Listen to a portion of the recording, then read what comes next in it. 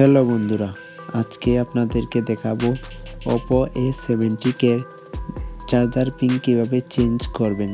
তো পুরো ভিডিওটি মনোযোগ সহকারে দেখবেন, তাহলে বুঝতে পারবেন কিভাবে চার্জার পিন চেঞ্জ করা যায়।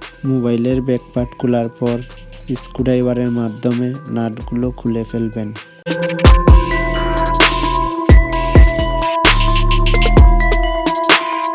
নাট খোলা শেষ হলে চার্জিং লজিকটি খুলে ফেলবেন। তো অনেক সময় লজিকটি খোলা যায় না, অনেকেই লজিক ভেঙে ফেলেন চার্জিং লজিকটি।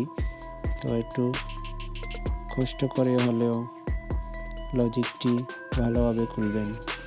তো আপনারা যেভাবে চার্জার পিন খুলেন সেইভাবে খুলতে হবে।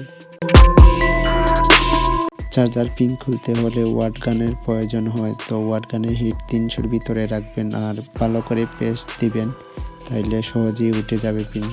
তো ভালো করে পরিষ্কার করবেন। আর পিনটি হচ্ছে ভালো কোয়ালিটির চার্জার পিনটা, তো ভালো করে লাগাবেন, কোনো ধরনের সমস্যা হবে না।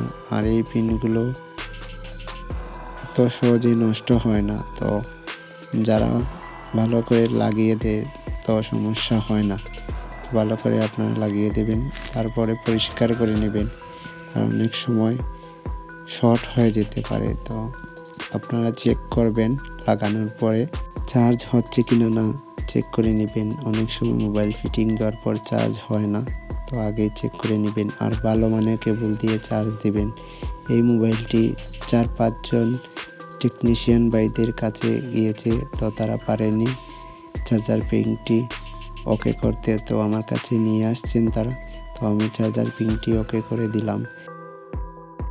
যে নাটগুলো খুলেছিলাম সেই নাটগুলো আবারও লাগিয়ে দিতে হবে। তো সবগুলো নাট লাগিয়ে দেবেন।